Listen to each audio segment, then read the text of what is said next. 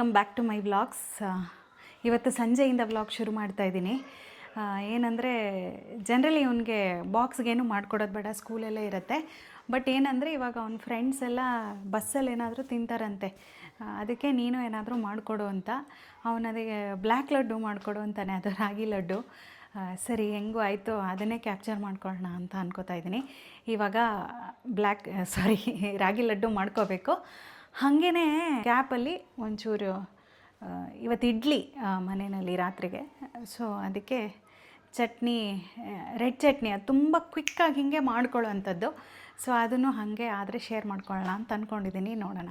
ನಾನು 1 ಬೌಲ್ ರಾಗಿ ಆಯಿತಾ, ಆಮೇಲೆ 1 ಬೌಲು ಸನ್ಫ್ಲವರ್ ಸೀಡ್ಸು, ಎಳ್ಳು, ಆಮೇಲೆ ಸ್ವಲ್ಪ ಖರ್ಜೂರ ತೊಗೊಂಡಿದ್ದೀನಿ.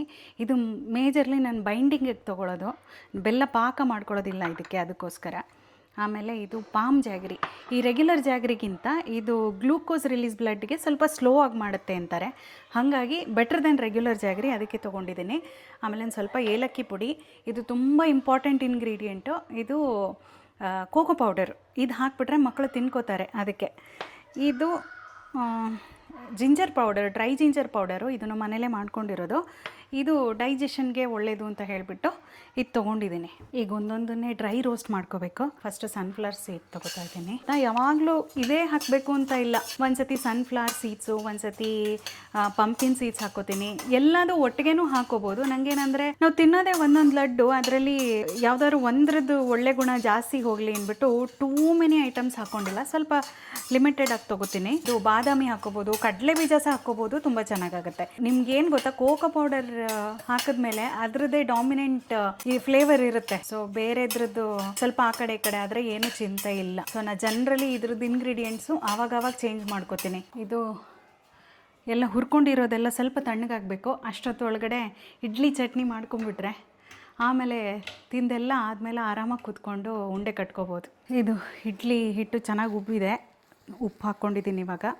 ಅದನ್ನು ಚೆನ್ನಾಗಿ, ಇಷ್ಟು ಉಬ್ಬಿಲ್ಲ ಅಂದರೆ ಇಡ್ಲಿ ಚೆನ್ನಾಗಿ ಬರಲ್ಲ. ಸೊ ಇವಾಗ ಇಡ್ಲಿಗೊಂದು ಇಟ್ಕೊಂಡು ಚಟ್ನಿ ಮಾಡ್ಕೋಬೇಕು.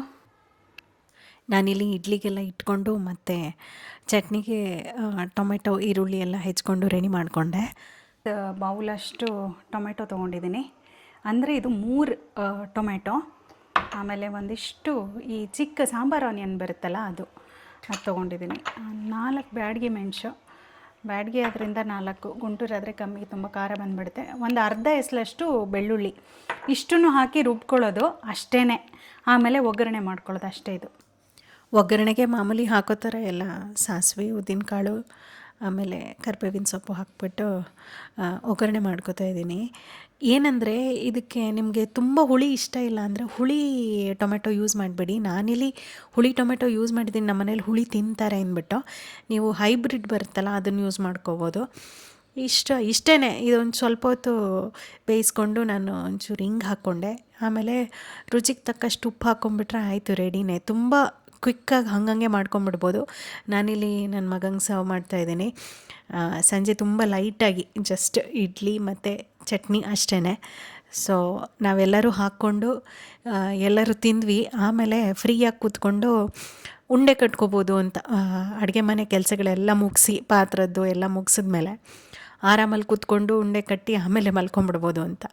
ಇಲ್ಲಿ ಎಲ್ಲ ಕೆಲಸ ಮುಗಿಸಿದ್ಮೇಲೆ ಇಲ್ಲಿ ಎಲ್ಲ ಆಫ್ಕೋರ್ಸ್ ಇದು ತಣ್ಣಗಾಗಿತ್ತು, ಮಿಕ್ಸಿ ಮಾಡ್ಕೋತಾ ಇದ್ದೀನಿ. ಬ್ಯಾಚ್ ಬೈ ಬ್ಯಾಚ್ ಮಾಡಿಕೊಂಡೆ, ಒಂದೇ ಸತಿಗೆ ಎಲ್ಲ ಹಿಡ್ಸಲ್ಲ.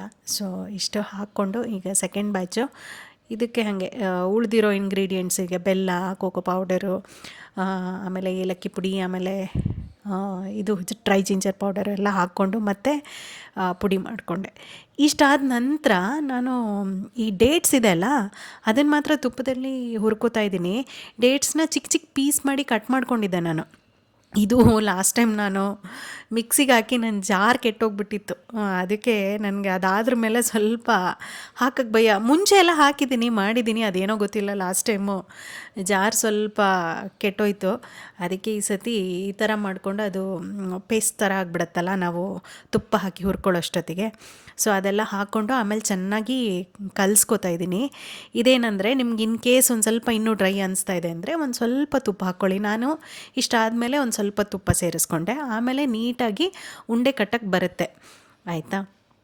ಇದಕ್ಕೆ ಪಾಕ ಮಾಡ್ಕೊಳ್ಳೇಬೇಕು ಅಂತಿಲ್ಲ. ಈ ನಟ್ಸ್ ಗಿಟ್ಸ್ ಎಲ್ಲ ಹಾಕಿರ್ತೀವಿ ನೋಡಿ, ಸೊ ಎಣ್ಣೆ ಅಂಶ ಇರುತ್ತೆ. ಓಕೆ, ಸೊ ಅದು ತುಂಬ ಕಷ್ಟ ಏನೂ ಆಗಲ್ಲ. ಹೀಗೆ ಎಲ್ಲ ಉಂಡೆ ಕಟ್ಕೊಂಡು ಸರ್ವ್ ಮಾಡೋದಷ್ಟೇ. Cocoa powder is the main ingredient, ಅದನ್ನು ಮರಿಬಾರ್ದು. ಮತ್ತು ಇನ್ನೊಂದೇನೆಂದರೆ, ನೀವು ರಾಗಿ ಬದಲು ಈವನ್ ಓಟ್ಸ್ ಕೂಡ ಹಾಕ್ಕೋಬೋದು. ಒಮ್ಮೊಮ್ಮೆ ಒಂದೊಂದು ಹಾಕ್ಕೊಂಡು ಚೇಂಜ್ ಮಾಡ್ಕೋಬೋದು. ಓಕೆನಾ. ಸೊ ಇಲ್ಲಿ ಲಡ್ಡು ರೆಡಿ ಆಯಿತು. ಮತ್ತು ನಾನು ವ್ಲಾಗ್ನೂ ಇಲ್ಲೇ ಎಂಡ್ ಮಾಡ್ತಾಯಿದ್ದೀನಿ.